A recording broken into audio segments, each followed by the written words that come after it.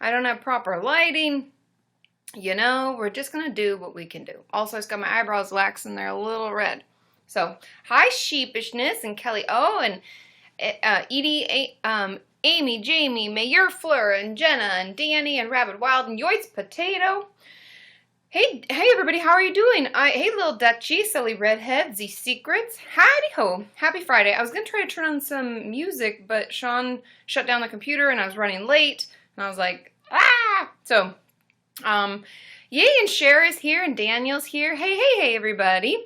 Thank you for the likes. Woo, woo, woo, woo, woo. Eddie, right? We did this last time. Edie or Eddie. I'm going to say Edie, because that's the person that I know who spells her name that way. But let me know if I'm wrong. Hey, Pantalina. Hey, Sarah. I know, it's multitasking. Hey, thanks, Cher. Well, Robert, I love that your little picture is of a sloth. That's amazing. Happy Friday. It's finally Friday. Yes, okay, Edie. It is correct. Hooray. Thank you. Thanks, Jay Cart, for the likes. Thanks, everybody, for the likes and for hanging out. Oh, yeah, during the charity walk. Awesome, Jamie. I'm glad that the weather was... Weren't we worried about the weather being bad? Thanks, Silly Redhead. How is everybody doing today? I just was running late for this. I went to get my eyebrows waxed, which the lady was running late to do, and I haven't had them done in like almost 2 months. Hi, Bridget.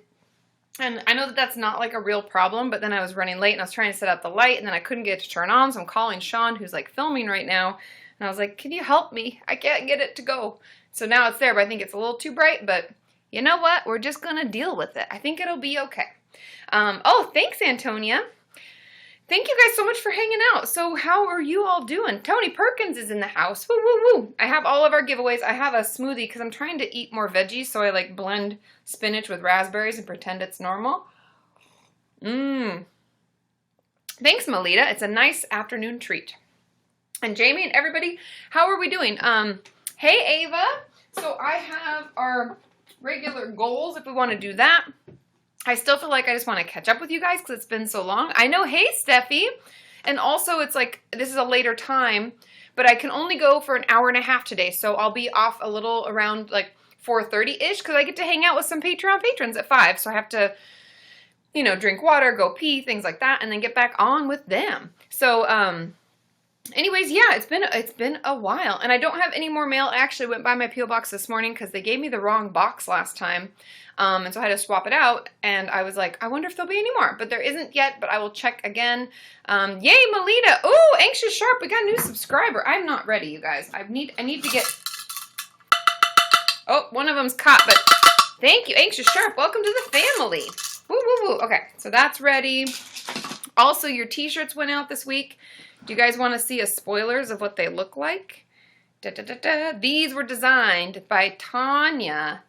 Woo, woo, woo, woo, woo, woo, woo. Ba-pow, ba-pow. Do you guys remember this was a white version that she sent me that had all this on it? Thanks, Melita. Thanks, Sarah. Thank you, everybody, for the likes.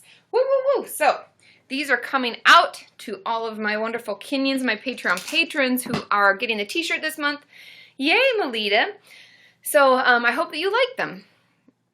Oh, Aaron P's in the house. Hey. What was I? Oh, somebody said what days, Paige asked, what days do you do these videos? I live stream usually on Wednesdays and Fridays. Ooh, we got hot lava. Hot lava. Woo, woo, woo. Amy Jacqueline coming in hot. Holy mo, literally coming in hot. Thank you, Jamie. Woo, woo, woo, woo, woo. Hot lava. We lava you, Amy. If any of you remember when we had the live stream on Wednesday, we joked about like the hot lava, and you know, that is just so funny. I love it. And I just realized, you guys, because I was in a hurry, is the audio okay? Because I don't know if I selected the right audio. Usually I select the one on my laptop. Let me know if it's okay. But sorry, also make sure you don't have your headphones in because, you know, or make sure you're aware because I had a lot of cowbell. Thanks, Melita. Woo, woo, woo. Okay, audio's okay. Yeah, let me know. Oh, Calvin, new subscriber. Are you ready? Welcome to the family. Ooh, and Wesley, so many new subscribers. Yay. Oh, Brooke was asking, how is Australia? Okay, it's good for you too, Erin and Denise. Thank you. Thanks, Melita. Australia was amazing. For those of you who were on Wednesday, sorry, it's a little bit repetition, because I know you've already heard this, but We had an amazing time. The food was delicious. They're so close to different parts of Asia that, thank you guys so much for all the likes. Oh, we have 8 shares already. Yay, yay, yay. They're so close to Asia that they had amazing pho and sushi and dumplings and dim sum. And oh my God, Sean and I just went crazy. We had such a good time. We went to the wine country in Yarra Valley, which was beautiful and amazing and delicious. And then we went and saw the koalas and the kangaroos. If you followed along, thanks Melita. If you followed along on the my Snapchats or Insta stories, you got to see them with me. It was crazy, you guys. So in the States, if you go to like an animal sanctuary, they're always like kept away from you because they don't want the animals, I don't know, to hurt you or to interact with you. But here they just like hippity hop around right by us. Like the kangaroos would come out of their little area because it wasn't really like pinned off. It was just, there were like a few ropes. And they just hopped right on over, back over to where they were feeding them and then back into their little sleepy pin area. I was like, wow. But it was amazing. We had such a good time. So, anyways, yeah, we had a really, really great time. It was super fun. We thought we could spend a lot more. New Zealand's 100 times better. I know, and I would love to come to New Zealand. A lot of it just comes down to finances, unfortunately, Sean and I. Thanks, Wesley, for using your free spin. Woo woo. You know, you have to be a responsible adult. And so we didn't get to do much more than just staying in Melbourne, which was honestly amazing. And I still didn't get to see the fairy penguins. That's the one thing I didn't get to do that I wanted to do. And it was because of just the timing. You either had to spend 100 and something, oh, you shot me tickets. I know we can try to make it happen. We would love to go back. Oh, Jenny from Sydney. Woo-hoo. Thanks, Denise, for the likes. Thanks, Ronnie. You guys, Polly, welcome to the live stream. Oh, and Calvin, you love the ASMR video. I'm so glad. I wasn't sure if people would like it because I know that there are mixed reviews on how people, thanks, Brett the kitty cat, on people whether they like them or not. Thank you for the likes. Woo, woo, woo. So anyway, I'll try to do more ASMR videos if you like them. And it seems like everybody does. I'm just learning with you, so you have to let me know, like, more whispering I've heard a lot of. Yeah, and Jen Asbel said I didn't get it. And not everybody gets it, and it doesn't work for everybody. I personally, there's certain sounds that I like, but it doesn't help me. Oh, good. I'm glad that you're back too, Steffi. Thanks, Letitia's here. Yay, yay. I don't use ASMR as a way to sleep better myself, but I know that for a lot of people it really helps. So I'm happy to do different things and learn with you so that we can have more things that are helpful for you. And not everybody likes it, you know, and that's okay too. So thanks, Ronnie, for all the likes. Ashley, for the Q&As for the videos ideas, you can send them here as long as, you know, as long as we're interacting and I can try to get them and write them down. The best way is on the website in the submit a video idea section. It's under like Katie's videos, I think, submit a video idea. And then in the comments of a video, if any of you didn't hear the changes to the channel where that I'm not approving comments anymore, and I have crowned many of you moderators. I added a couple more when I released that video so that we have more people who are able to help us out. Are you guys okay with that, or how do you feel about it? I kind of want to get your feedback. Thanks, Sophie Joe. Woo, woo, woo, woo, woo. Thank you guys for all the likes. Oh, Cypramenia, we got a new subscriber. Welcome to the family. Woo, woo, woo, woo. Did I say your name right? Is it Cypramenia?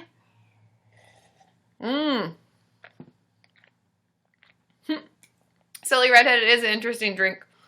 I'm trying to eat more vegetables. So I had lunch, and then as a snack, I blended up a smoothie of like almond milk, orange juice, raspberries, and spinach. Like a lot of spinach. So I'm like trying to sneak vegetables into my daily, you know, my daily life to get me feeling better. And I didn't get sick traveling. Knock on wood, cross your fingers, make sure that I'm still good. But so I've been doing that to try to be a little bit better. It's easy if it's done as a snack and not like instead of a meal, because like I want a meal still. So that's what that is, and that's why it looks weird. Yeah, Sarah says they sneak and put veggies into Carter's meals. Exactly. See, so that's just what we gotta do. I even sneak it to myself, like as an adult making my own food, sneak it into myself. So you see, raspberry seeds in my teeth. I totally apologize, but Yeah, Melita, you said you need advice that you relapsed. What's the questions? Let's get into some of your questions. Let's answer some questions. And I know many of you say to guest Carly and Al. I will definitely do that. Oh, and Ronnie, the earplugs were perfect. I brought like 6 pairs. Sean stole one and used them, but it was perfect. They were perfect. They didn't hurt my ears. Also, Malrain's headphones were wonderful too. They don't hurt my ears like these. I don't know who. I mean, I'm sure some people, but these ones from like Apple kill me. I cannot wear them. And I didn't even bring them with me. I went sans Apple headphones, and I brought the ones that Malrain gave me, and then another older pair. So thank you guys for being so thoughtful and taking care of me.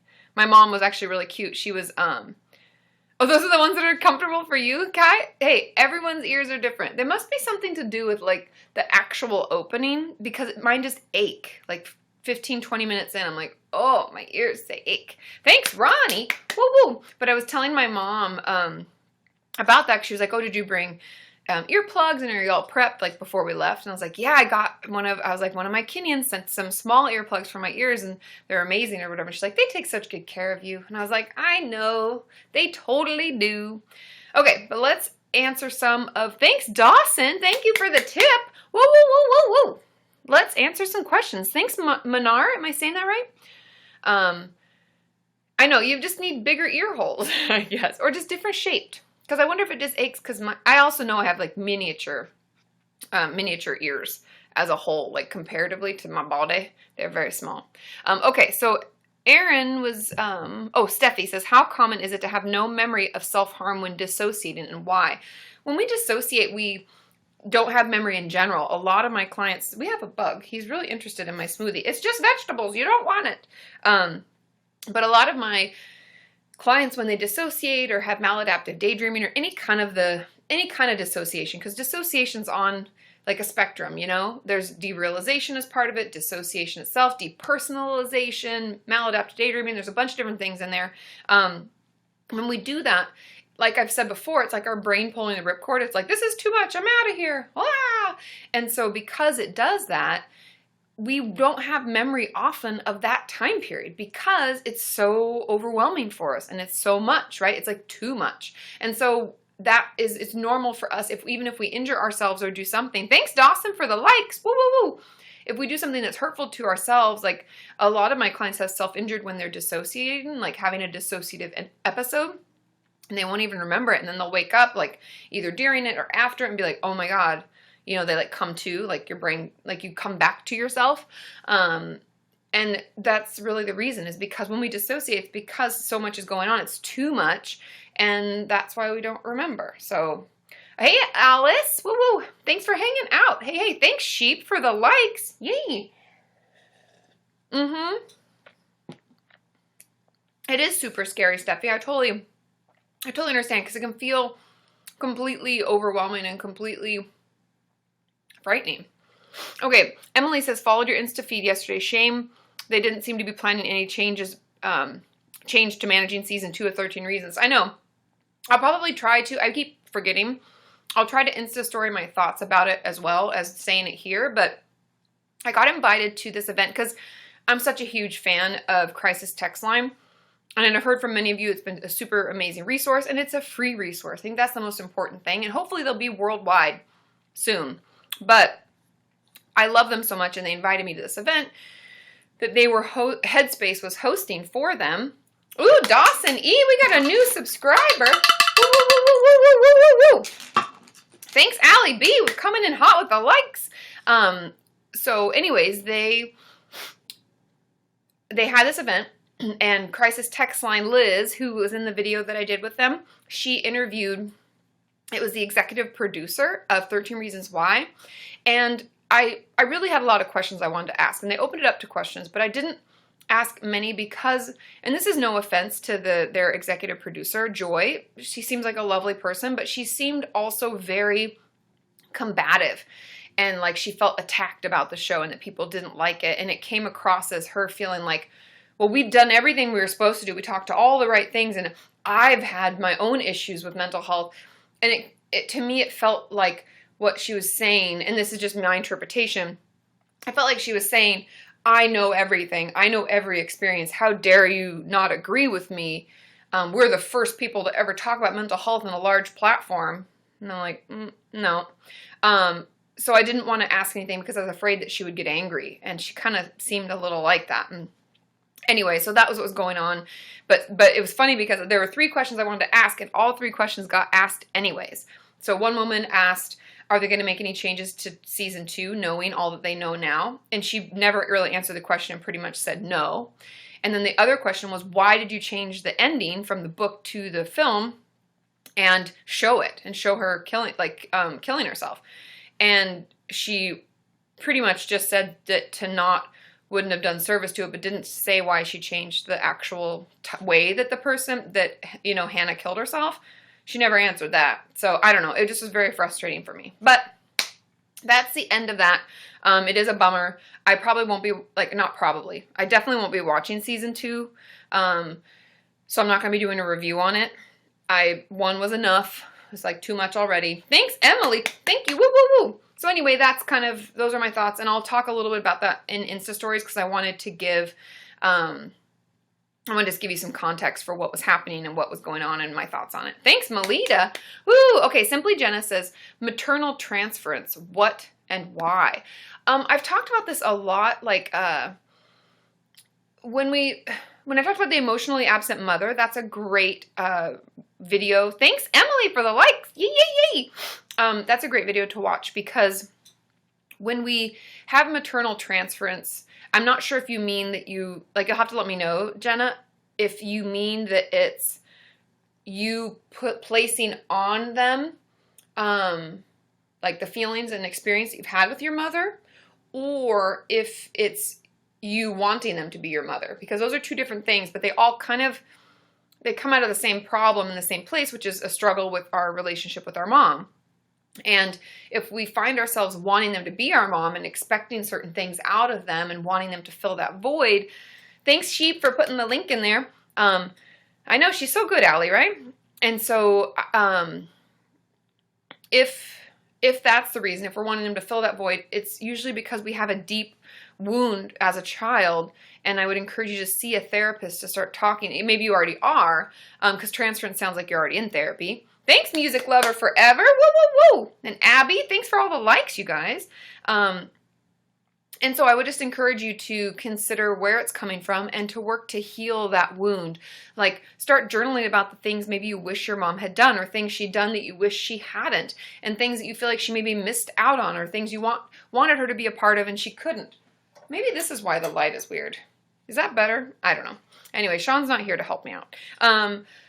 But yeah, it can come from a lot of different places. And so I think just considering that and giving yourself time to, grieve. We have to grieve the loss of the parent that we wanted to have or the parent that we thought we would have. We also have to heal from it. So give your time to process through the trauma that it was, or, processing through what all you went through and what's happened or not happened. And then figuring out what they can give you and what you're okay with them giving you, and versus what you need to try to fill with other things that are healthier. Does that make sense? I hope that makes sense. But that's usually where that stuff comes out of. Okay, Steffi says, my new therapist is the best I've had, but I'm also in my worst relapse. Do you think this is because of doing exposure therapy? Oh, I can answer that, Melinda. I think I've talked about that before. Oh, you guys, Stephanie, ask your question again. Hot lava, woo, woo, woo, woo. Ronnie, thank you. We lava you. Woo, woo, woo, woo, woo, woo, woo. It's coming in hot with all the likes. Yay, yay, yay, yay, yay. Ronnie, thank you. Okay. Woo, woo, woo. So, Steffi was asking if I thought her bad relapse could have come from doing exposure therapy. And yes and no, because it depends. If exposure therapy is not done by someone who really knows what they're doing and takes you at the pace that works for you and works hard before even doing any exposure on you building up some of your skills and relaxation techniques, then yes, it can throw us into relapse. We can be re-traumatized. Exposure therapy only works when it's done at the right pace with the right therapist. Thanks, Desmond. Thank you. Woo, woo, woo. And that they build up your tools ahead of time so that you have things to rely on when you need it. Cool? Then, if if you were doing it properly, it wouldn't cause a relapse. But if you're not, it could. Also, relapses happen, right? We have a tough time. Things, we have struggles, and relapse is kind of part of it's like part of the process. That's why I always say it's a process, not perfection. Sorry, guys, the light is driving me crazy. Hold on. I gotta fix it. It's a little too bright. It's just too much for me. Is that better? Hopefully. Hopefully that's enough light. Let's see. Sorry. I don't have any assistance. There, much better. Ta-da! Okay. Let's see. Okay. And I know that, Melita, you said you had a question. It just goes so quick, so you have to try to keep asking it. You feel like you've gone back 100 steps? I know, Steffi. It can feel like that, but know that not all is lost. Just because we had a slip up and something happened and we've relapsed doesn't mean we're back at square one. We still have all those tools, all that experience, all the things we've worked on. We still have all that. We're still able to do all that and to, not all is lost. You still have all that knowledge. You can still help yourself that much more. Thanks, Grace. Woo, woo, woo, for the likes. You guys are already at 56,000 likes, and I feel like we just started. Okay, let's see. Sarah is asking, do therapists get annoyed when their clients dissociate in session? Thanks, Ronnie. Yay. The short answer is no. It tells us a lot. It's actually a great way to gather information, because if my clients are dissociating a ton, that means, we missed you too, Steffi. Thanks, Jodkins. Yay. If you're dissociating a lot in session, that means that thanks, Smashing Pumpkin. Yay. I mean, we're going too fast. B, it's too much right now. Like whatever we're talking about might be really, really, emotionally charged for you. So we need to take it back a step. And it also tells us like the limits of your resilient zone. So there's a ton of information in dissociating in session, because when clients tell me they've dissociated outside of session, it's really hard for me to gather from them what was going on, because our memory is a little foggy, and what triggered it we might not know. But in session, I'm better able to figure that out and tease that out with you, and so it's really, really helpful. Thanks, Katie Lane, for the likes. So anyway, just keeping that all in mind, it's actually really helpful. And if you have a therapist who makes you feel bad about it, or like you shouldn't be doing that in session, talk to them about it, but you probably should see a different therapist. Hi, Wascally. I haven't seen Wascally on here in so long, I feel like. Okay, let's see. Somebody was saying, okay, Kitty Cat says, what does dissociation look like from the outside? It kind of differs person to person, and depending on severity. A lot of it for me, like the first things, is lack of movement in the body. So my clients usually, to some extent, we all move a little bit. We might fidget and flip our hair out. We might fix our shirt, or we might change our position of the way that we're sitting. They don't do any of that. If one of my clients is dissociating, they're not moving at all. Their hands are usually like frozen. Everything's frozen. That's usually cue number one. Cue number two is no eye contact. I don't think any of my clients who dissociated can do that and make eye contact. Also, there's less talking, if any. Usually none. Usually when my clients are dissociated, they're not talking at all. And they're really struggling to come back. And I can do my best. The thing about it is you don't want to shock people back into it. So a lot of times I give them the time. It's okay to be silent for a while. I try to help them, make eye contact with me. I kind of move around from where I'm sitting. But those are just some of the ways that it looks. It looks very spaced out and disconnected, just like what you would imagine. But I'm assuming that everybody's a little different. But that's kind of like my experience so far. Okay. Let's see. Oh yeah, Melinda asked, what should you say when a child asks about self-harm scars? Thanks, Becky P. Woo woo.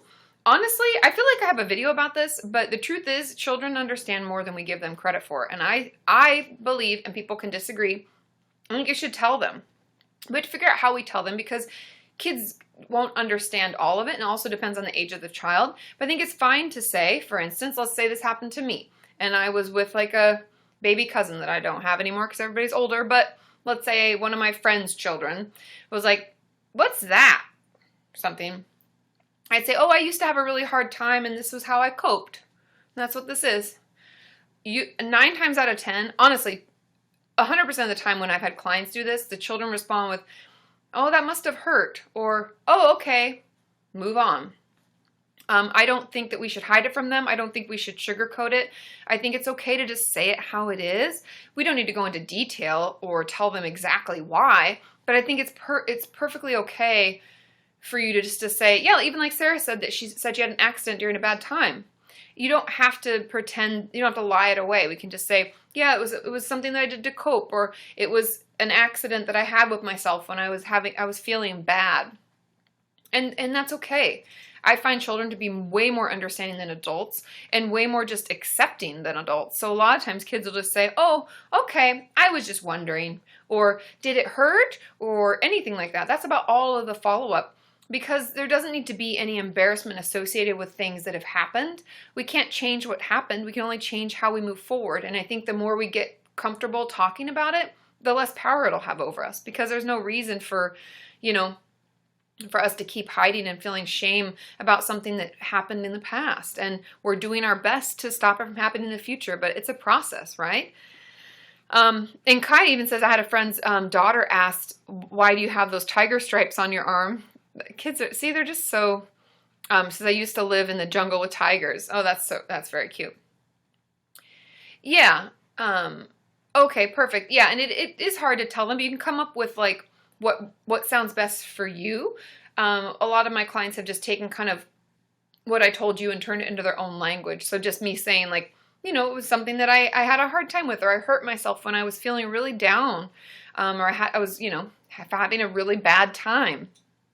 And they get it, they don't really, like I said, they're so much more accepting than adults. I don't know why it is, but, okay. Sheepishness says, is it possible to not need therapy anymore if you're still anxious and depressed? Thanks, Melita. Woo woo. I don't think so. We need therapy for many reasons. Many of us, it's just helpful. And I don't think that you have to be feeling bad to be in therapy, by the way. But you should still have some stuff to talk about. You should still feel like you're working on things together. If you find you're just catching up and like chitty-chatting like friends, then it's probably time to like lessen your sessions. But if we're still struggling, if our functioning is still impaired in some fashion, yeah, good. Thanks for sharing, Melita. She says, I've told my kids when they ask. Oh, and you never have anything to say, Sheepish saying. That's something that you have to talk with a therapist about, versus just assuming because we don't have anything to say that means that it's over. That could just mean that we've come to a roadblock, or we're in a plateau and we have to move on to the next thing. That can tell us a lot of different things, but bringing that up in therapy, saying, I know I still have stuff to work on, but I find I don't have anything to talk about. Maybe then the therapist will realize, because they might not have come around to that as quickly as you did, because we don't know how you feel in session all the time. We don't know that you feel like you don't have anything to talk about. We might just be like, well, this might be hard for her, or maybe she's just having a rough time, or it's hard to talk about. We don't know where it's coming from. And so having that open dialogue and saying, hey, I wondered if I needed therapy. I know I'm still struggling. I still have anxiety, depression, or whatever, and the symptoms, but I don't really know what to talk about, and put it on the therapist. That's why we put together treatment plans as therapists. And hopefully they have like another thing they're working on. Cause there's always, or at least for me, there's always issues that we're going to work on. The first is usually like managing the day-to-day stuff that's been maxing you out. The main reason that it brought you in. Usually it's like work is stressing me out. And then we learn that all this other stuff is going on. We work down to the deeper issues until we get to the real root of what's causing the depression, anxiety, self-injury, eating disorder, whatever. I hope that makes sense. Thanks, Melita. You guys, we are smashing that like button. Okay. Who was it? Somebody had a really good question. I want to say was it Greg? I don't know. I don't see it anymore, but it was asking about something about, oh, here it is. What about infantilism and age regression? Age regression is something that happens, like, just so you guys know. Thanks, Ronnie. Woo, woo, woo. Regression is when we go back to a time. If anybody doesn't know what that term means, it's like, I'm 33, but I may have been abused. Usually it's like a trauma or abuse. That's the most common. That doesn't mean it's the only reason. Remember, we talked about big T's and little t's. Regression usually happens with big T's and when we have like an abusive situation in some respect. But it could be a lot of small t's also. Yes, Bon loves brownie. I will guest people. I'm going to guest Allie and Carly, and I'll try to guest some more of you after that. So it could be from different traumas and different things. That's everybody's different. But we can regress back to that time when that thing happened, the abuse or the trauma or whatever. It's really just a way, this is the interesting thing about it, is it's our brain's way of being like, no, we need to work through this again so that we can have a better outcome. Like our brain tries to keep us there because it's like, things are not working out current. Let's take it back there and see if we can like figure out a better way. I know that sounds like crazy making, because it is, because we technically can't go back and fix it. We can only fix the now and work to process through what happened and keep moving forward. And so that's why regression happens. That's why some people, when they start talking about the sexual trauma in their past, will wet the bed again, even though they're adults.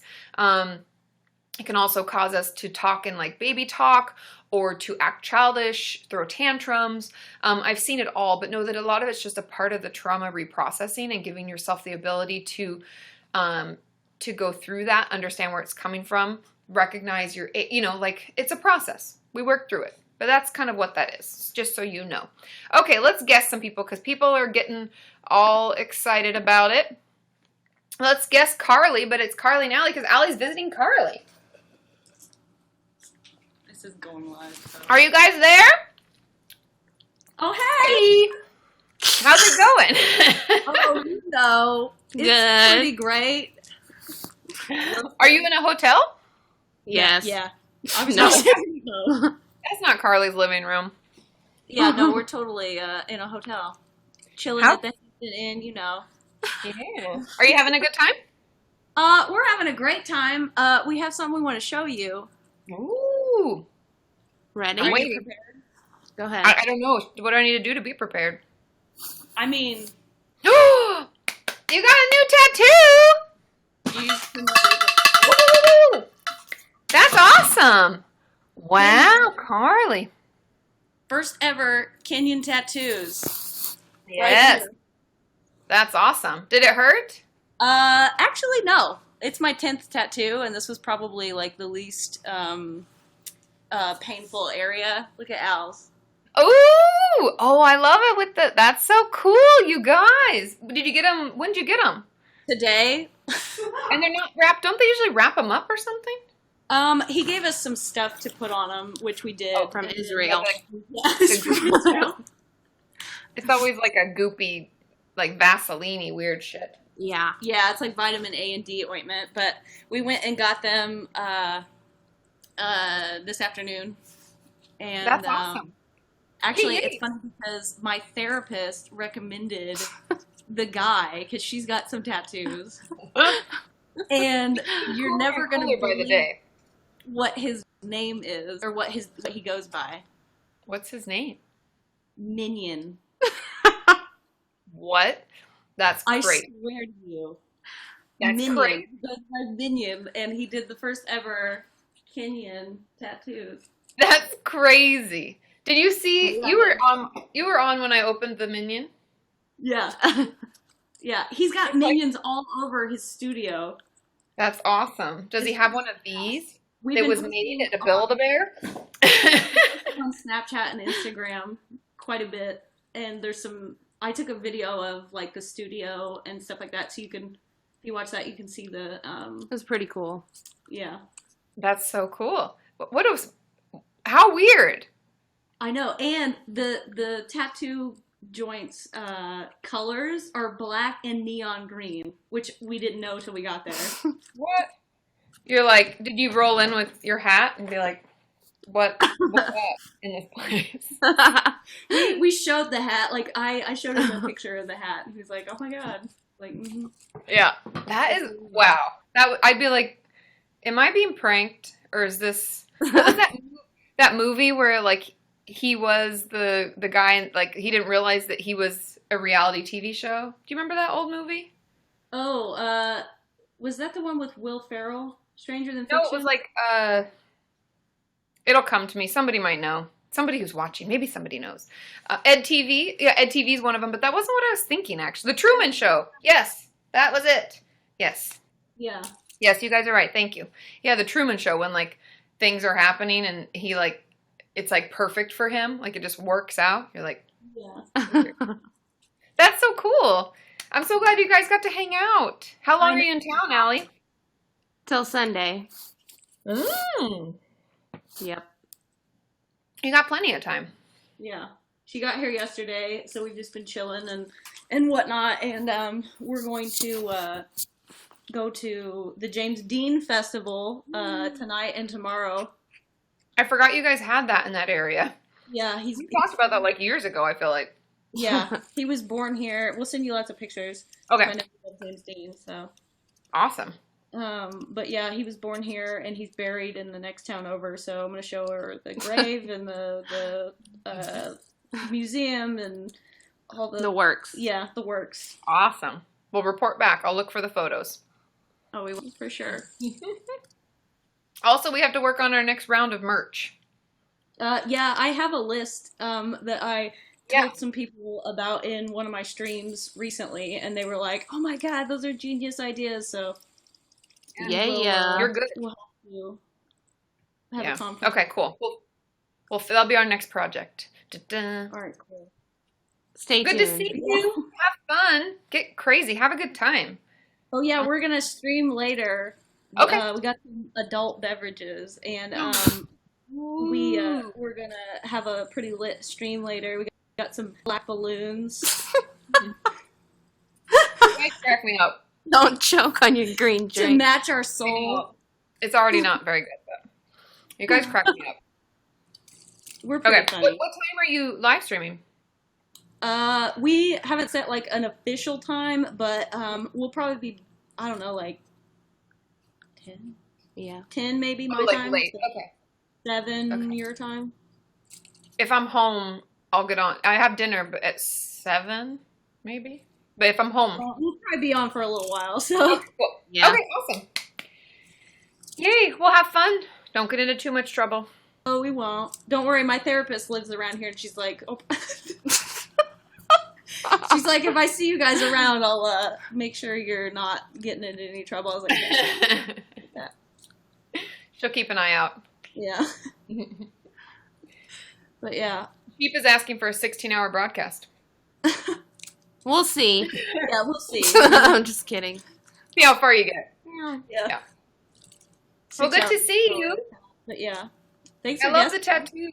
Yeah, Those thank are you. amazing. Yeah, I knew Sean knew that we were going to get tattoos, but I don't know if he knew that we were serious or not. But I sent him a They didn't picture. tell me about it.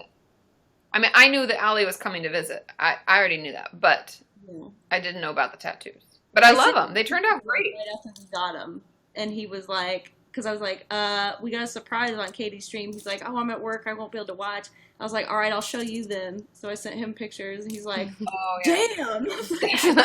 I know, and he's not home because he's been filming all day. So he didn't even, because he's not good at keeping a secret when it comes to like in the moment things happening. So, you know, because he'd say something and then I'd be like, what was that about? Well, he Yep. kept the hat secret, so. Yeah, he did go with that. That's true. That's true. He did keep that secret. I forgot about that. I forgot he knew ahead of time. That was a lot of planning. Yeah. Sneaky. Sneak. But yeah. Awesome. Well, cool. We'll have fun. Thanks for hanging and guesting. Yay. I love the tattoos. They turned out amazing. Minion, you did good. Props He's to pretty- Minion. Yeah, props to Minion. Props He's to pretty Minion. bad. Did he ask why Kenyon and not Minion? Was he like, what is this? Yeah, we explained. We told them the story. And he was like, that's crazy. Yeah. Of all the But in a good way. Yeah. Yeah, Yeah. exactly. It's like the Truman Show where you're like, wow, this is amazing. Yep. Yeah. They took pictures, so they'll probably be on their Instagram or whatever, too. Okay. Cool. How cool. Is it like Minion Tattoo? Actually, it's It's Minion X, right? tattoo. Minion X. Tattoo, I think. Yeah. Okay. Okay, I'll check it out. How cool. But yeah. Good to see All you. right. Well, follow us all on Snapchat and Instagram for live updates. We'll follow along. Everybody follow along, okay? All right. All Have right. a good stream. Okay, we'll see you later. You guys make sure you fan Carly so you don't miss them. Bye. Bye. That's so cool. You guys, Kenyon's hanging out. I love it. Getting Kenyon tattoos. I actually want a new tattoo. I know I am drinking swamp, Ronnie. Just sent me a message saying, looks like you're drinking swamp. It is. I mean, it's kind of like, you know, all for health. Blech. But I've been wanting a new tattoo because I do. Because I got one a long time ago. Oh, Nikki Fitch, you subscribed. Hey, Nikki. Nikki's back. Woo, woo, woo, woo, woo, woo, woo. I know it's a little kind of tasty. It's got raspberries in it. It's actually a pretty smooth texture. Oh, thanks, Christopher, for the tip. Wow, wow, wow, wow, wow. Since I put so much stuff in it, it's so good to have you back, Nikki. No, the cup is kind of swampy color. Thanks, Ronnie. But it's also the drink. But I want a tattoo here on my rib, over here. Yeah, I have a tattoo. Britt Brett the Kitty Cat, way back in the day, because it's on my back, and so it's hard to show in general. I forget I have it, honestly. I got it when my dad was getting really sick. I went with one of my good friends I grew up with, and I got a tattoo. It was in Tacoma, Washington. I think it was in Tacoma or Olympia, a tiki tattoo. And that's when I got it, and it meant a lot. I put a lot of thought into it. I still love it. I don't have any regrets about it. It's actually, I think I posted a photo when I went paddleboarding like years ago on my Instagram, and someone was like, oh, we can finally see your tattoo, because I was like walking down, my friend took a photo from behind. Thanks, Ronnie, for the likes and the bars. Woo, woo, woo. And so anyway, I want one over here, and I thought about just getting the tree, because, you know, this is like changed my life. It's a big deal, right? But the ribs hurt a lot, I've heard, and I don't know. Anyway, so that's what I'm thinking. Those are my thoughts, but I haven't made any decisions on it, and I don't know for sure if I want it. Yeah. So, anyways, that's the story. Thanks, Laura, for the likes. Woo woo. And if I get it, I'll let you guys know, and I'll probably, you know, have Sean take photos and Snapchat and stuff while it's happening, even though I'll be like, this is terrible. Oh, Dr. Oz says the ink and tattoos are bad. Well, I mean, there's a lot of things that could kill us. I know that's not like what you expected me to say. Thanks, Letitia. But sometimes I'm like, you know, things in life, you can't be perfect, can't eat organic all the time or do something, you know. But I wonder how bad. I don't watch Dr. Oz. Did they say anything about like what makes it bad? Okay, let's answer some questions. Sorry, I get distracted and I just get excited to hang out with you guys. I know, right? Life's too short already. I agree, Steffi. If you wonder why my cup changed, I had a cup and a half of smoothie. I'm used to making it for Sean and I. And so this is I poured the rest of the other in here, and this is the rest of this. Thanks, Melita. Awkward Strawberry, you should do the 23andMe. I thought it was super cool. I wasn't at all what I thought it was going to be. I had a lot of fun with it. I think it's cool. I think it's the best one. It also gives you stuff about your medical, like how predisposed you are for dementia, and different kinds of like physical illness stuff. And I think even mental illness stuff. I couldn't share it on my video because it's not, like, it's the FDA regulations. It's some kind of legal shit. They wouldn't let me talk about it. And so that's why I didn't share everything that they give you, but they give you a ton more information. I think it's really cool. I know for a long time I didn't want to do that stuff because I was like, I don't want my DNA out there, but they have all sorts of shit on me anyways. I put content on the internet. They probably can find out all sorts of stuff. So it was really informational and helpful for me. Okay, Ronnie says, my T just told me that she's pregnant. It's great news, but I'm devastated she'll be gone for 6 months. How do I deal?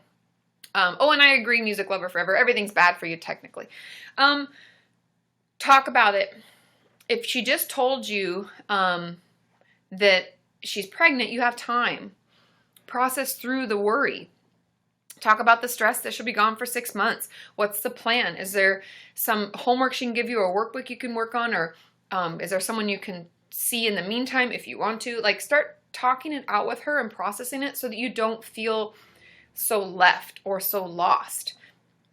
It gives you the time to prepare ahead. Because that's the problem I find, is when things happen abruptly, we don't have any time to plan for it. And then it can feel really overwhelming, and we can start to relapse. We can start to be having a more difficult time just because that's an added struggle. So start talking about it. Write down all your worries. If you can't say it in session, just write them down. Give them to her. You know, even like writing down, I'm just worried and I don't want to be left, and 6 months is a long time. She's going to understand all of that. Trust me. If you've ever taken any, leave of absence, even when I'm gone for a few weeks from my patients, I always prepare them ahead. I always let them know weeks in advance. And for those who have a hard time, we usually put together like some kind of plan for that time that I'm gone and the time that I'm not available, and giving them an emergency contact. So just give yourself and give her, give you the time to work it out together. I promise it'll feel better, okay? Okay, let's see. Oh, and Jen, I checked my box today. I didn't get any other letters. If I haven't opened it on a live stream, I've opened all of my mail. So, anyway, yeah, I haven't gotten it, and I'm sorry. But when it comes, I will open it on a live stream. Oh, and the Patreon live stream. Let's get down to raw. I want to say 2:30. 2:30 Pacific time tomorrow. Is that cool? We can either do 2:30 to 3:30, or we can do, oh, Aaron P! Coming in hot! Hot lava! Whoa, whoa, whoa, whoa, whoa, whoa, whoa, whoa, whoa, whoa! Yay, yay, yay, yay, yay, yay, yay! Thank you, Aaron, coming in hot on this Friday. We love you. We love you so much. Thank you, Aaron. Okay, so what do you guys think? I'll let you guys kind of vote it out.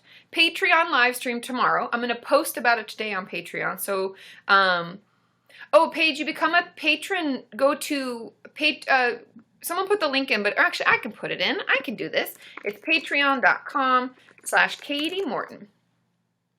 That's the link, and you can go to it, and then you can pick what level works for you. You don't have to. Nothing's going to change. And it is one for all patron sheep. I will make it, and I don't know how we use Patreon Live, Britt. We'll figure it out. We're learning together, because I'm part of their beta for it. So, we're going to learn together tomorrow. So what time would you prefer? For all of my Patreon patrons who want to be on the live stream tomorrow, it's just going to be an hour, because let's say it's terrible and we don't like the way it works. I don't want to commit to 2 hours, and then some people try to get in and it's not there. So I can either do 11:30 to 12:30 or 2:30 to 3:30. What would you guys like? What's the best? You guys vote. So it's either, and I'll type it into the chat, it's 11:30 a.m.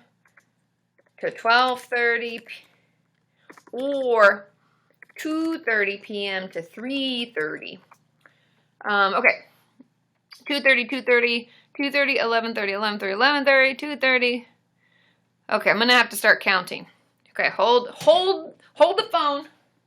Okay. Also, hold the chat from rolling. Okay, I got to get a piece of paper. Sorry, guys, bear with me. I know this isn't that exciting, but I'll do the 11:30, and then I'll do 2:30, and I'm going to tally. Okay, so we've got one for 11:30, 2:30, 2:30, and this is Pacific Standard Time, PST, okay? Ooh, it is going too fast. Too fast. 2 for 11:30. We're tied now. Okay. Okay. 2:30. Okay. 11:30, 2:30, 2:30. 2:30, 2:30. 11:30. 2:30, 2:30, 2:30. I think 2:30 is the winner. I know, and not all patrons are here either, but we're just gonna do the first one, and we'll see. Yeah, I can do a Twitter poll, Jenna. That's a good idea. So I'll do a Twitter poll. So you guys follow me on Twitter. I think this pen is broken. It just keeps, don't worry, it's not a Kenyan one. And I still have my sushi pin. I'll do a Twitter poll when we get off here. Okay, cool. We'll do a Twitter poll, but we can, those are the 2 times that I have available tomorrow. We'll do it for an hour. We'll see if we like it. Yeah, peaceful standard time. I like that, Lisa, maybe. Oh, and somebody asked if I use gel in my hair. I don't use anything. I'm the worst. I am trying to get better and like better at doing things properly for my skin and hair, but I wasn't raised with like my mom wasn't very girly. No women in my family are girly. Nobody knew how to put on makeup. I remember when my first thing I ever did for makeup was my mom put blush on me for a photo when I was like in school. So anyways, I don't do anything. I don't blow dry it. I just like wash and wear. And I'll do this. That's me doing my hair. So yeah, I'm super just, this is as girly as it gets. Like my eyebrows, that's about as girly as it gets. So sometimes I do put, when it feels dry, if I'm in it, like when we were in Amsterdam, I think it was, and even Australia, it felt extra dry. So I have this hair oil, it's like Moroccan oil stuff, and I just kind of put a little bit in the bottom, but I can't put that much because then it makes it look greasy. So I just put it in the ends. So yeah, that's kind of what I do. That's about it. Oh, Nikki, I am good. I'm doing well, actually. Today's been a good day. For spoilers, because you guys get to know first everything. That's kind of how this works. I am binge watching Steven Universe for some collab videos. So stay tuned on that. So that's what I've been doing, which seems silly, but it's like kind of my job right now. It's weird. Shit's weird, you guys. Okay. Does anybody have any other? So I'll do a Twitter poll for the time, and then we'll set that and I'll post it. So yeah, and it's Pacific Standard Time. Oh, hi, Tori B. Have I ever watched Orange is the New Black? I did, Lisa, maybe. Okay, so this is the story of Sean and I on television. Thanks, Melita, for the likes. Woo, woo, woo. And I agree, Jen, bullying should be illegal. But in Inner Moonlight, never seen? Oh, you never saw. Yeah, you haven't seen it. So I loved Stranger Things. But Orange is the New Black, Sean and I started watching it when it first came out. And I don't remember which event it was, which playlist I went to, or if it was like a conference for my CEUs. I have to continually take these education courses for my license. But I was gone for like a weekend. And we just started watching season 1. And I was like, oh, it's okay. I like it, but I don't really know. We're only like a couple episodes in. And then he fucking watched the whole thing when I was gone. So it was done with season 1. And then for me to catch up, because we only have one TV in the house. Thanks, Emily. Woo woo. So I've never caught up. And I've watched some off and on with him when we happen to be together, but then he just watched them all. And I give him so much shit for this because he's like, you said you didn't know if you liked it. And I'm like, but you'd only watched a couple episodes. Like, give a girl a minute. But so yes, I do have plans of watching it, but I don't have much time to watch TV right now. When I catch up is when I travel. And so I'm almost to season 6, the last season of Steven Universe. Does anybody love Steven Universe? I actually really, really love it. Anyway, so that's the story of that. I haven't watched Pretty Little Liars. Someone was asking about that. I haven't watched that. My favorite TV shows, which one isn't even on anymore, was Parenthood. Oh my God. Love that so hardcore. Watch all the time. I love Grey's Anatomy. But I'm saving that. If any of you don't know, it helps when I have to write speeches or write things in general, so I save Grey's for like when I need to be inspired, which I know is weird, but it works, so whatever. Grey's Anatomy, I loved How to Get Away with Murder. I love Law & Order, SVU, Law & Order, everything Law & Order. I love CSI back in the day when it was still on. I love any kind of crime, even Castle. I'll even watch Castle. I like it all when it was on too. A lot of my shows are done. Anyway, maybe I need some new shows. Capital Sammy's asking, what are my favorite YouTubers? The people I watch regularly are, oh, Castle was your love too? What's PLL was your favorite? Aw, Steffi, you're so sweet. Oh, NCIS, H3H3. Okay, I do. I love H3H3. Sean and I watch them all the time. I think they're hilarious. I love to meet them. Those are one of the people that I'm like, can we collab? Like, I geek out. I'm like, oh, Pretty Little Liars. I see Paige. Sorry. Thanks, silly redhead. I watch Phil DeFranco. Sheep, it's like you know me. It's because I post usually. I post when I'm watching YouTube because I want you guys to know what I like. Not that we like the same thing necessarily, but Phil DeFranco, H3H3. I freaking love myself some Jenna Marbles. I can't help it. She's the first YouTuber I ever watched. When Sean was trying to convince me to start a channel, he sent me some of her videos, and I was like, I thought she was hilarious, but I was like, I'm not funny. What? And he's like, no, just anybody can do anything they want. So, love her. I also watch Hannah, Grace, and Mamrie. I personally prefer Mamrie's $10 haul, y'all. And I also think Liza Koshy is pretty fucking hilarious. So those are the main people that I watch. Those are like my peeps that I watch regularly. And yeah, so that's kind of my thing. Oh, and Dodie, I like Dodie's music. I haven't followed along on her vlog. It's kind of weird. I know this sounds really weird, but because I know her in real life, like, she's a friend of mine. She's super sweet and lovely, and she is wonderful. If anybody has ever said anything bad about her online, they're liars. She's very sweet and lovely and adorable. And so is her manager, Josh. He's also wonderful. But I don't follow along with her vlog because I see her and talk to her. So it's weird. It's really weird. Like, I was hanging out with Hannah yesterday. I filmed with Hannah. We will do an MDK. It's not scheduled. We were filming something else yesterday. But it was funny because I haven't seen her since before I went to Australia. And I was like, I saw you were in Nashville, and we were joking about that. And I'm like, man, like, I haven't been talking to you like in 2 weeks, but I know what you've been doing because I like follow you on social media. It's so weird. So anyways, that's kind of yeah, and Hannah's amazing too. So we'll have a video coming out together soon. Okay, let's answer some of do you like these kinds of questions? I'm like, I don't want you to not get your mental health questions answered. Tavi, I have a whole video about EMDR and what it is, how it works, all of that. So you can just go to YouTube and search Kati Morton EMDR and it will come up. Oh, I'm sorry, Melita. I know sometimes we just have blah days, but it's okay. It's okay to have a blah day. We don't have to be on and positive. Oh, and it says you've asked your question too much. I didn't even see it. Oh yeah, and Ronnie, I answered your question about MDK. I don't see it, Melita. I'm sorry. Oh yeah, my question is, I want to give up on therapy because I'm feeling worse. I wrote, oh, you feel like you're way too broken. Therapy is hard work. Does anybody, like, I feel like I say that all the time, but I feel like I had a video where I was like, it's really hard work. You know what's easier is sticking your head in the sand and ignoring it. Actually working on our issues is really, really hard. And it's normal at first for you to feel worse. Like when we first start getting into things, it can feel overwhelming.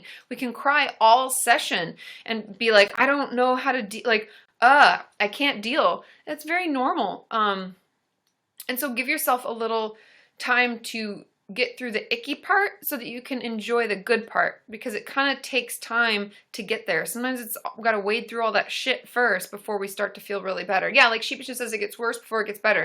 And I have a whole video about that, but it's more in relation to eating disorders. But it's all the same. It kind of applies to life. When we first start actually talking about things and trying to get better, it feels overwhelming and we can feel worse at first. So give yourself some time, be patient, and it'll get better. And thanks, Sheep, for putting the link in. How long does DBT take, Jen? It kind of depends. Depends on how much homework you want to do and how much you put into it, because DBT is very homework laden. It's very intense, but it's good and it's amazing. It can be really, really beneficial. We just have to make the time for it. And Jessica Ambrose, I am doing a video on absent dads. It's going to be a minute because I have to read the book on it. I have done so much work with my clients on emotionally absent mothers, and I'd gotten the book that I shared with all of you because a fellow Kenyan had told me about it, and it was amazing. It's been so helpful in my practice. And so because all of you, when I put out that video about it, said that you wanted more on that and wanted more on emotionally absent fathers, I found some books on that as well, and I haven't had a chance to even look at them. So I'm sorry, but that doesn't mean that I don't plan on it. It's just me, right? That's why the Kenyans is a thing, because I don't have a bunch of minions doing my work. It'd be awesome if I did, but I don't. Okay.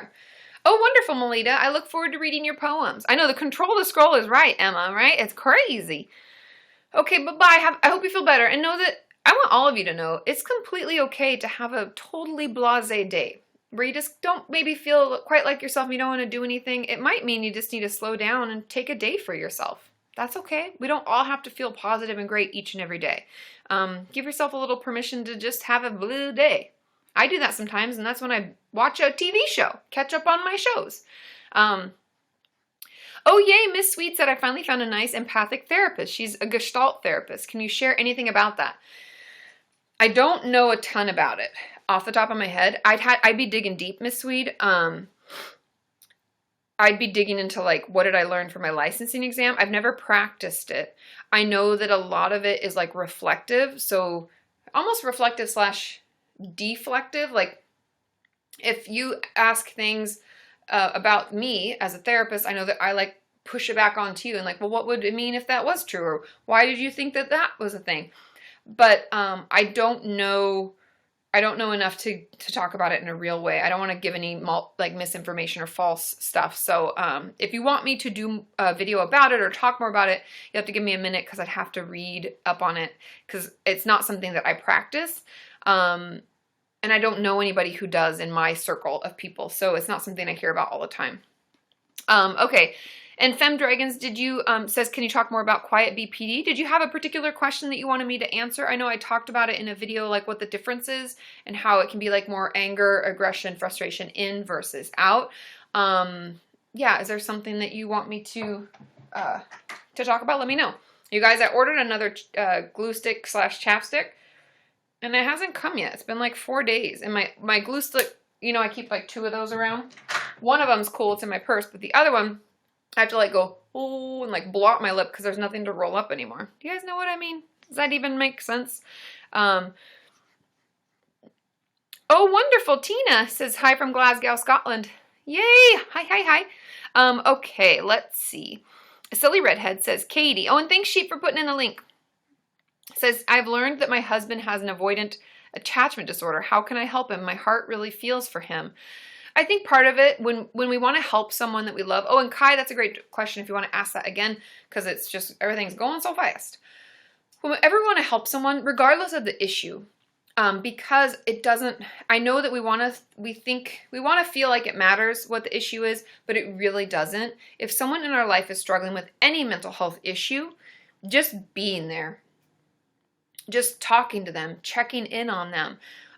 When it's attachment focus, we know that means that there was something, you know, traumatic or they didn't get what they needed when they were a child. And so just knowing that they're going through that can be helpful. Understanding what it is they're struggling with from their perspective. You can do some of your own reading, but I think it's really, really helpful for you to ask them how it feels for them, because we can read about it, but someone's personal experience, especially if that's the one we're wanting to support, is the most important. And so we need to see what it feels like for them. And even asking them, you can say, is there anything I can do to help? How can I help? What's the best way I can be supportive? I love you so much. I want to be there for you. All of those things are really helpful, and I think really important when it comes to relationships and being there for someone. But know that it's not on you to fix them. There's nothing you can do to make it necessarily better or move more quickly. We can just support and be engaged and check in. And know that it takes time and that it's not perfect. And they may have a really great, few weeks and then a real shit few weeks. And that's all just part of the process. Thanks, Ronnie. Okay. Thanks for the likes. Jen, yes, I've done a few videos on bullying. You can just look on YouTube, just search Kati Morton bullying. Kai says, thanks, Brett the kitty cat, and I missed one. I don't know if it was you, Britt, or if it was someone else, but thank you for the likes, you guys. Britt is coming in hot. Kai says, can you explain the difference between AV, PD, and social anxiety disorder? I'm diagnosed with seasonal affective disorder, SAD, but I'm assuming that's what you mean by SAD. Kai, let me know if that's not what you were thinking. Oh, social anxiety disorder. I see. Sorry, Katie. It's Friday. Get your brain together. So you were diagnosed with social anxiety disorder. AVPD sounds much more like me. The main difference, just keep this in mind with all diagnoses, you guys. The main difference between a disorder and a personality disorder is that a disorder will kind of come and go. It's something that we'll have episodes of, and then it'll maybe go away or lessen to some extent. And there'll be huge chunks of our life where that wasn't part of who we were. A personality disorder is more pervasive than that. It's not episodic. It hangs around constantly, and there's never a break. It doesn't peak and wane. There aren't like all of a sudden these moments where it feels so much worse. It's constantly bad, and it kind of hangs in this zone versus a a disorder that's not a personality disorder kind of just, it kind of just comes and goes. And so that's really the main difference overall when it comes to disorders versus personality disorders. The reason they call them personality disorders, which I don't even really like that term because it makes it sound like something's wrong with your personality, which is not true. But it's just more part of who you are, like how you act, because it's pervasive, because it's there a lot. Does that make sense? Let me know if that makes sense. And a mood disorder, MOS is best, is asking. A mood disorder is when what is characterized as a mood disorder is like depression, anxiety, and kind of those things in there. So the mood disorder it just affects your mood, and it is episodic as well. Thanks, Letitia. Woo, woo, woo. So, oh, hi, Rachel Ray. Hey, hey, hey. So I hope that makes sense. If you have more follow-up questions, Kai or anybody else, let me know. Jesse says, how do I recover from an eating disorder with little to no professional support? I live in a country town without going back to inpatient. Truthfully, I don't know what your situation is now. I don't know how you're necessarily doing right now, but number one, I think going to inpatient could be a great choice at the beginning and staying there until you feel a little bit better. And then while you're in inpatient, working on a discharge plan, working on a plan for when you're out, meaning what are some workbooks that I need to buy? What's the homework I can do? Maybe I can just see a dietitian, or can I see a therapist, but not that often because I have to travel a long distance? Like, whatever it is, start piecing that together, because those are all components that could work. It could be some workbooks that you work on your own. Maybe you can only see a therapist every month because of the traveling or the cost. Maybe you can see a dietitian every month or 2 months or 3 months, or however you can break it down. I would start figuring out the best way to utilize the resources that you have for your benefit. I have my eating disorder workbook. It's available on iTunes. You can grab that. I think it's $1 on iTunes, but you can download it, and that's a great way to use it. A great resource, and other workbooks and other support groups. I would ask, that's why I think inpatient is a great way to start, because they'll know what resources are available and hopefully be able to refer you out to them, or or you can call them and say, hey, I live in this area and I'm really looking to get some treatment before I have to come into inpatient. What do you have, for me? How can we make this work? And finding a way to make it work for you. Okay, let's see. You got blocked, Talvor. I didn't block you. Okay, let's see. Oh, you have your first specialist appointment next week. It's going to be great, Rachel. I promise. We always make it out to be more than it is. Yeah. Trust. It'll be okay. Okay, Trisha says, is it possible that I caused my own attachment issues by isolating myself? Woo, the comments are moving. Isolating myself when I was younger. Attachment doesn't work like that. So no. Attachment is like when we're a baby. For the first year of our life is when we form our attachment mod, like our base attachment. And so we can't cause an attachment issue on our own. We would have to, it's because when we're a baby, we didn't get our needs met when we needed them. Yes, we can struggle with relationships and having healthy relationships. And that can be something that we've maybe caused ourselves through like isolation or not getting the proper help when we needed it, or struggling to cope with something that happened. There can be a lot of different reasons that we can have other issues in relationships, but attachment itself is something that happens when we're young, before we have the ability to care for ourselves. And that means that when we needed care, it wasn't given to us. Okay. Julie P says, my counselor told me that my eating disorder would get better after trauma therapy. I've been in therapy for 2 years and it's worse, not better. Did the trauma therapy help at all? Are you still having flashbacks? How about panic attacks? Do you feel like it's processed through, or can you not talk about it still? My guess would be that either A, the trauma therapy wasn't actually helpful fully. You need more of it. It didn't actually process through for you. Maybe you dissociated and weren't able to actually process it through. That's a potential. Or secondly, it's because I did one, so now this is two. Is that maybe that wasn't the reason for your eating disorder. That wasn't what it was helping you with. Maybe it was helping you with something else. And so maybe we need to deep dive back in and figure out where it's coming from, because eating disorders don't go away until we remove the reason they exist, meaning what are they helping us cope with? Okay, I hope that that's helpful. Let's guess somebody. Guess somebody. Okay, let's check in with Music Lover. We haven't talked to her in a while. Oh, I'll get into that, Amy. That's a really good question. Let's see if we can connect with her. What happened, Aurora? You said you were invalidated again. Something happened? I'm so sorry. Hi. How's it going? Hey, Katie. Oh, can you hear me? Good. Oh, are you there? Hold on. Oh, man, it's so laggy. Yeah, I can't hear you. Hello? Hello? Let's see if this... Hello? Can you, oh. It was, I don't know why it was so laggy. We can try again next time. Are you close to your router? Oh, sorry, I just bumped my table. Yeah, that was really laggy. I'm sorry. We can try again. Legalicious. You could hear her, Tori? I couldn't hear her. That's so, I don't understand. Sometimes it just drops people. Okay. Thanks, Becky P. Aurora says, you started EMDR 3 months ago. Julie, I'm just going to throw it out there. EMDR may not be the best thing. The more I learn about EMDR and the more I talk candidly with Alexa about it. If you don't know who Alexa is, she's a colleague of mine, a friend of mine. She does trauma therapy. And EMDR only works for a certain type of person. And that doesn't mean for better or for worse. Like, everybody's different. Like, I don't know if I had an issue if it worked for me. Thanks, Christopher, for the likes. Woo, woo, woo. And so, oh, Emma, have a good night then. She says she's got to go, going to a deaf event. Enjoy. I know 7,000 more likes. We're almost there. So, oh, thanks, Sheep. She put the link for Alexa's videos. But the type of person that EMDR works best on is someone who has a large resilient zone. Ooh, got a hair that fell. Tickled me. A large resilient zone, is able to talk through their trauma and stay present for the most part, like 80% of the time. And it's just it's just a portion of their trauma treatment overall.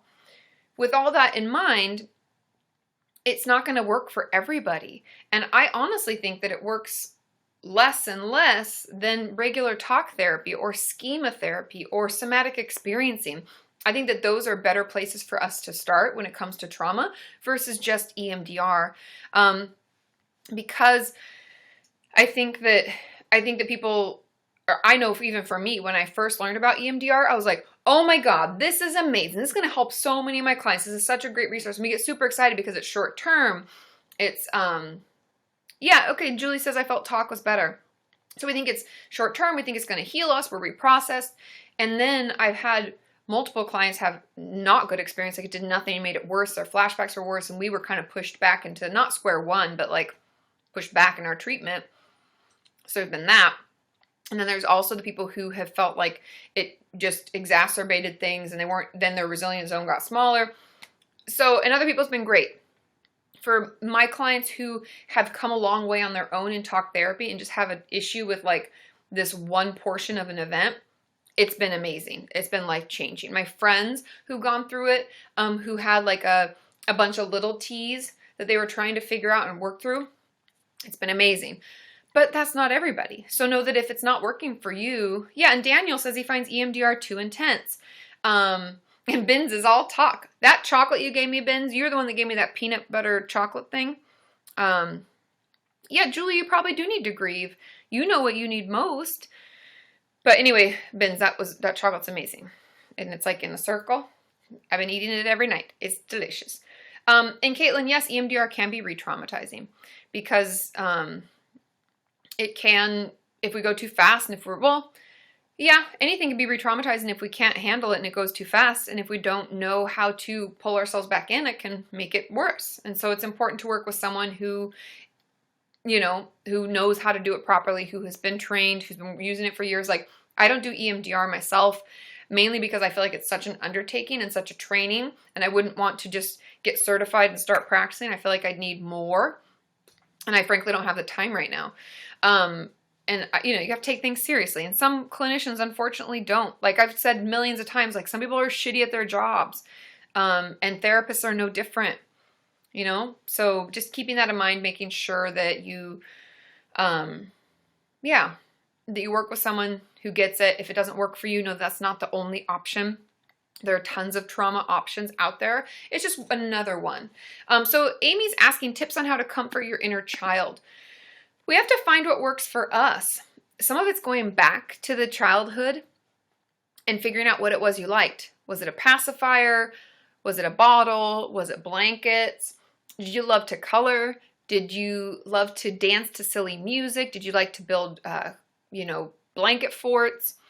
There's all sorts of silly things that we did as children that may be healing. Also, another way to soothe our inner child or to heal is to figure out, of course, Julie, happy to help, is to consider what it is as a child that something that we wanted. Like let's say for instance, like your parent or a father, mother, sister, brother, someone who was close to you, a family member that you wanted to come to all of your sporting games or choir things or plays that you put on, and they would never show up. Something that could be healing for you is to have a loved one now, someone that you do trust, that you care about. Let's say, for me, it'd be like Sean could then come to an event. Like I join a choir and we have, you know, we sing a concert and Sean comes, and that's really healing. So there's a lot of ways that we can heal and soothe our inner child. And it's just different ways. There's things like coping skills and distraction techniques and things we can do. And then there's things that we can actually do. Thanks, Rachel. Woo woo. And there's actually things that that we can do to like heal a little bit as well. So those are just some ideas. Okay, let's see. Yeah, of course, Amy. And a lot of it's just trial and error. We don't always know what's going to soothe our inner child until we're trying it. Let's try to guess somebody else here. Ava is up next. Pew, pew. Let's check in and see how she is doing. I got a seed in my tooth. Raspberry seeds are so small, it's like hard to even figure them out. Hi! Are you there? You're frozen. What's happening? It's like YouNow doesn't want us to guess. Do you see me? Am I moving? Hello, Ava? Are you there? Hello, hello? Do you? Oh, nope, they're frozen. That's I know it's not cooperating. I agree, Kai. It's like not letting anybody. At least we got Allie and Carly, because I know that we all wanted to see them and want to see their... Oh, your app just crashed. I'm sorry, Ava. Ugh, okay. Let's see. Impromptu Hales says, my T will be out for a couple of months and she wants me to see someone else while she's gone. Should I see the other T or wait it out? That is completely your decision based on how you're doing and how much you depend on those sessions. I always, as a therapist, toggle back and forth. These are the pros and cons and things we need to weigh and measure to figure out what's best for us, okay? Number one, is 2 months going to be way too long? No matter what homework they give us, no matter what we're trying to do, are we just going to like relapse? Are we going to slide back into, you know, what we were before we were even seeing them? If we think that that's like over 50% likely, then we should see someone in between. But the other thing to measure on the other side is how long did it take us to feel okay with our current therapist and open up? Because the 2 months isn't very long, and we might not feel like we like them, and we may never connect, and then it's almost like we didn't need to see anybody at all anyways because it wasn't really helpful. But on the flip side, it can just be a placeholder. We're still in the routine. We're still getting some feedback. We still have some place to go and to talk about what's going on if we feel comfortable. Just weigh and measure. Talking to your therapist about it, being honest with yourself about where you're at can just hopefully give you an answer that feels best for you, because everyone's different. Some of us can go months without seeing a therapist and it's okay every once in a while, but others of us need to see them like twice a week or every week at least. So considering, all of that. Okay, let's see. 20 knee pilts fan? Is it like 29 pilots, but without all of the letters? So what if I'm too scared to even talk to someone? I can't talk to anyone properly. We don't have to go in to see a therapist and be like, blah, blah, blah, this is how I feel. Thanks, silly redhead. Woo! Yeah, I figured it was 21. Thanks, Brit Brat. The kitty cat. I think we place too much pressure on ourselves to just be able to talk about the hard things, and nobody can. And it's hard to talk about ourselves. And so be patient. Know that it's okay to feel uncomfortable about it, to maybe not like it, and to not be able to say what we want to say. That's why we can take our time to warm up. We can write things down. We can practice saying them out loud to ourselves at home first before we go in. We can ask if we can email bullet points for the next session. You can even say, like, I know you won't respond to the email, because most therapists don't. But I want to be able to give you the information for our next session. See if they're open to that. Just give yourself time to be there, to be calm. Maybe work on some of your relaxation tools and skills. I have a ton of them in my anxiety workbook that's available on iTunes if you want that too. Okay, let's see. Yeah, and Silly Red says, I pushed through a panic attack to get to my first therapy appointment. I knew it would help, and I'm so glad I did. It's often just that first push, and getting through and actually doing it. And I know that's the hardest part, but then it's like, oh my God, it can be so amazing. It can be so helpful. So, just be a little gentle with yourself. Give yourself the time that you need. Okay? Okay.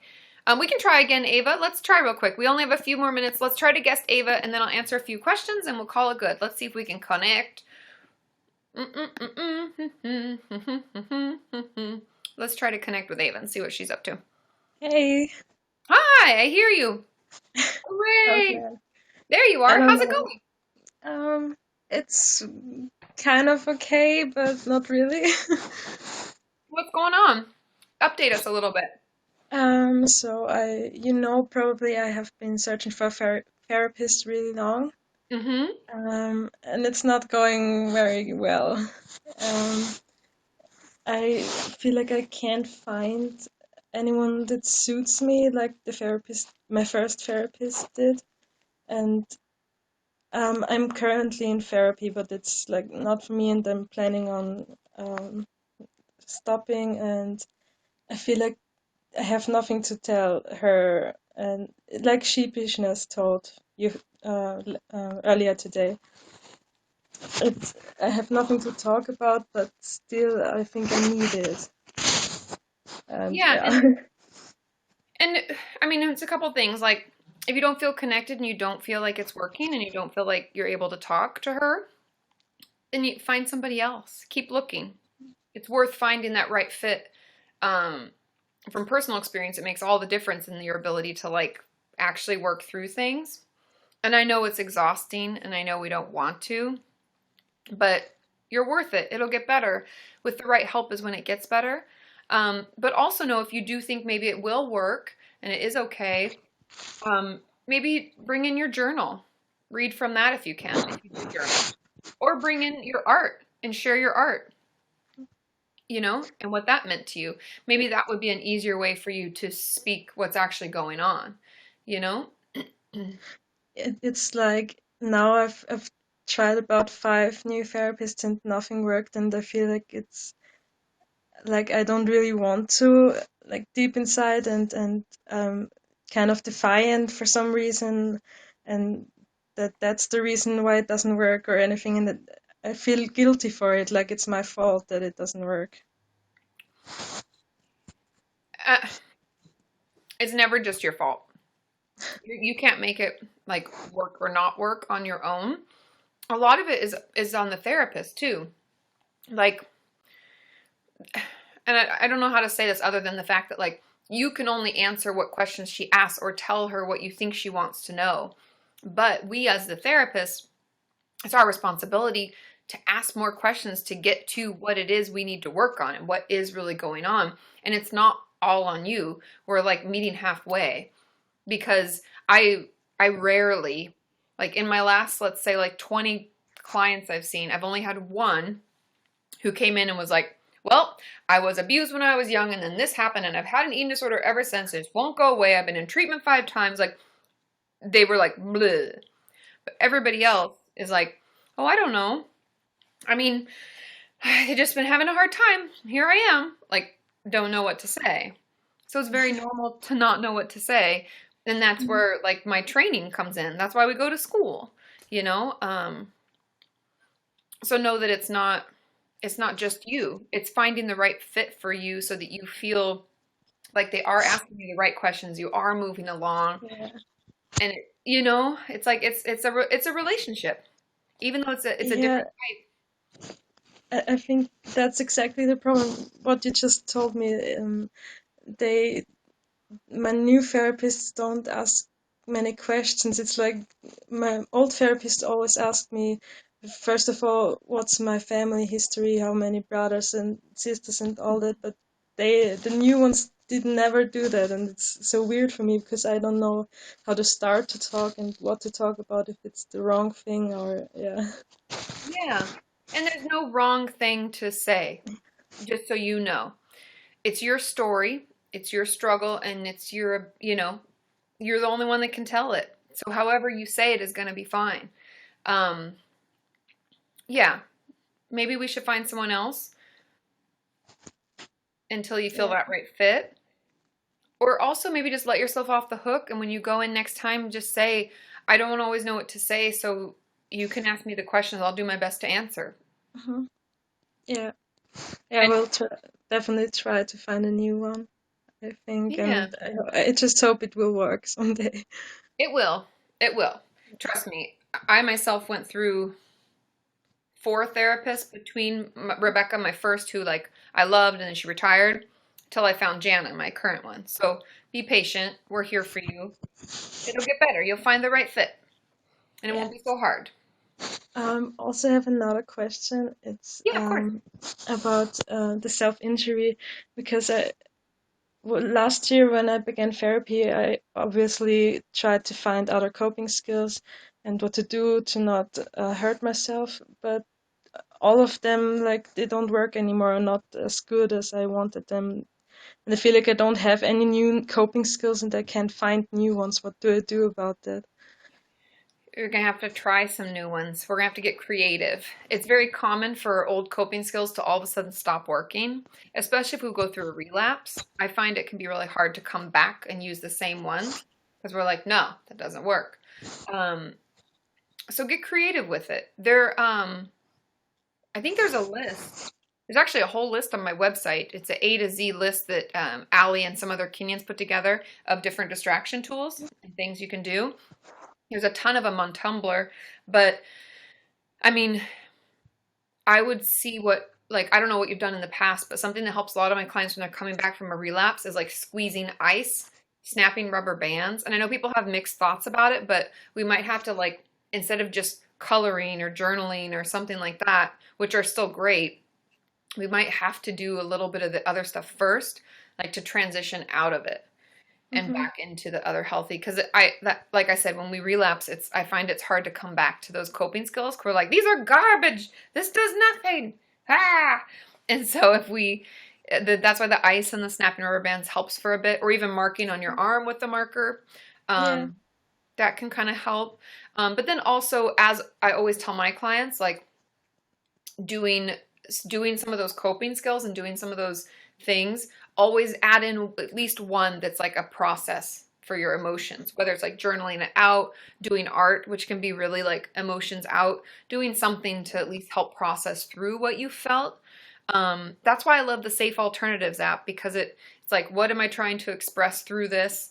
What happened? Why did I do that? You know, so at least do one of those for me. But the others, you know, maybe try squeezing ice. That one, Mhm. time and time again, helps my clients. So I will try that. Yeah, it's like kind of hard, and sometimes I feel like I'm giving up on everything and nothing works. But I yeah, know it can be really exhausting, but it does get better. We're in a rough patch, and that's okay. Okay. well, I'm gonna go to sleep soon. It's really Okay. late here. I know it is late, but thanks for being on, and do keep us posted, okay? We're thinking of you. Thanks for guesting me, and you Kenyans are so sweet in the comments. Yeah, we're thinking of you. You'll be good. It'll get Thank better, you. okay?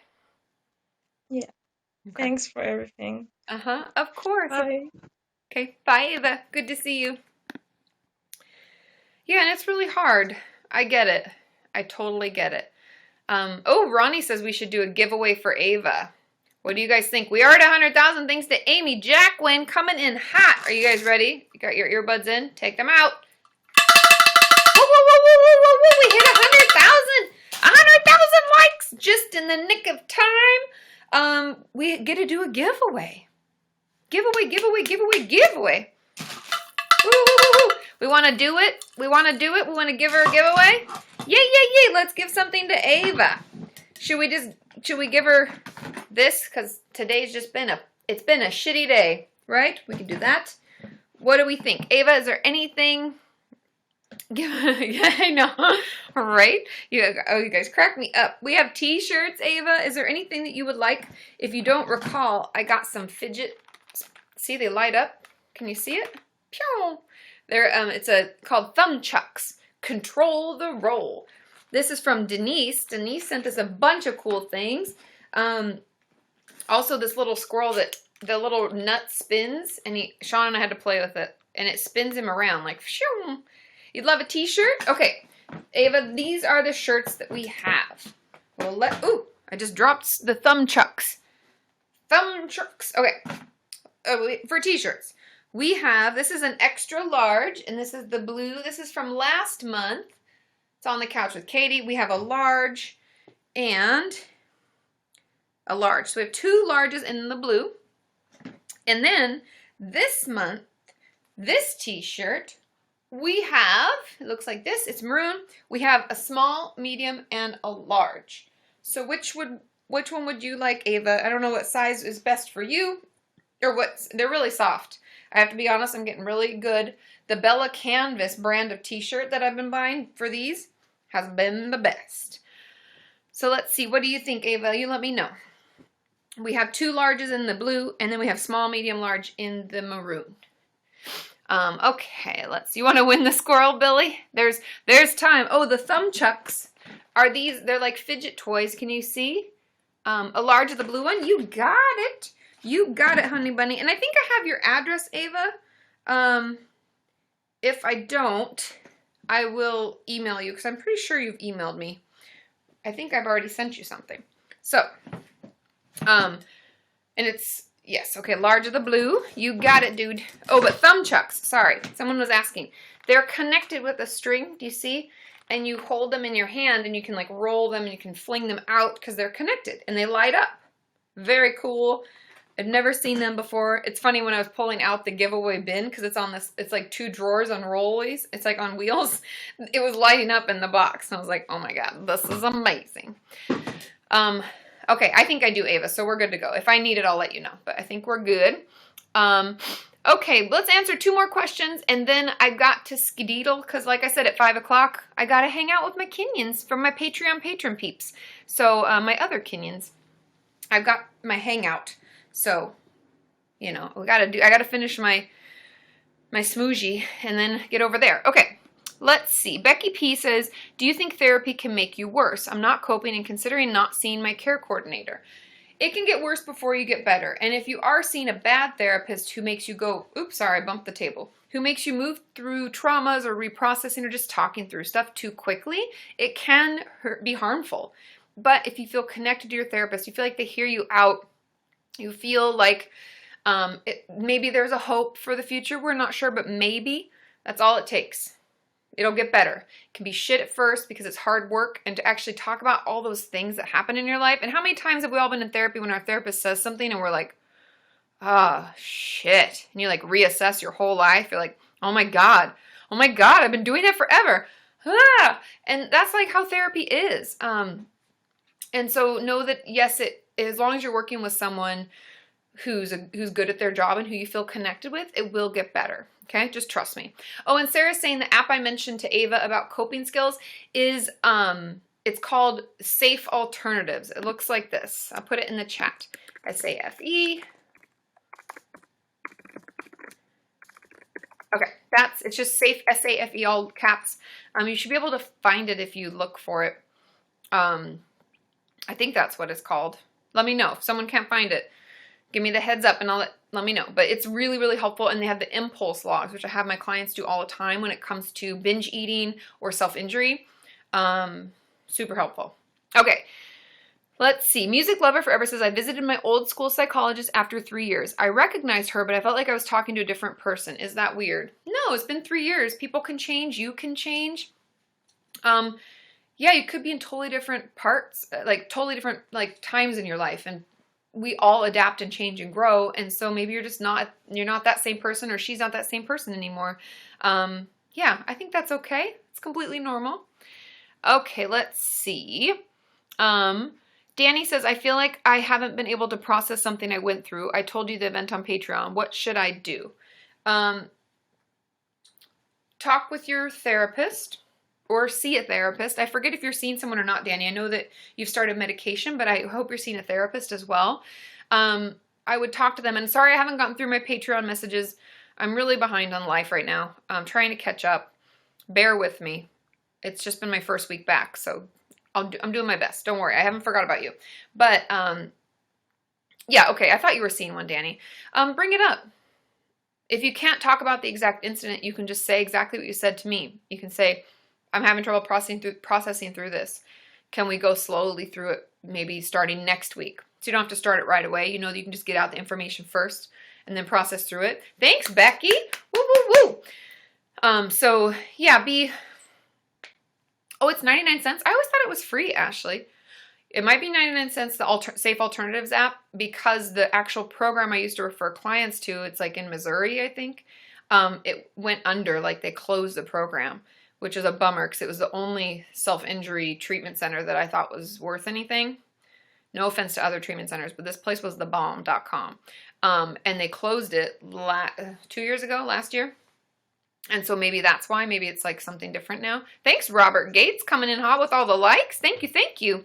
But Danny, I would just bring it up with your therapist and let them know. Let them know, if you can, what the issue was and what's going on, and you know that you'd like to talk through it, but you're not sure how fast you can go or if it's okay. And give yourself the time. Give yourself the time to grieve about it, to be mad about it, to be sad about it. And take your time. If you have to go back, if your therapist is like, oh, I thought that we'd move past that, be like, nope, it's back. I need to keep talking about it. Because oftentimes as a therapist, we don't know. We're not going to know how you truly feel about it the full time. So you have to let us know. And so I think letting them know that it's still bothering you is important. Okay? Okay, everybody, I got to scoot. Thank you, thank you, thank you for hanging out. Ava, I will put your giveaway in the mail ASAP. I'll be doing a Twitter poll, just so you know, for tomorrow's live stream on Patreon. And I will see which one we do. I'll do it based on that. Okay? I love you all. Oh, it's not even updated? Wesley, that might be why too. Ugh. If I had money, I would create a new app. We would do it. But yeah, hopefully you found the live stream helpful. Have a wonderful, wonderful weekend. If one of you, or if any of you are my Patreon patrons, I'll be live tomorrow. We'll hang out for an hour. We'll see what their live streaming platform is like. Super exciting. And I will see you all soon, probably next Wednesday. Okay? Have a good one. It's finally Friday. Hit the road or run and let the good times roll, roll, roll.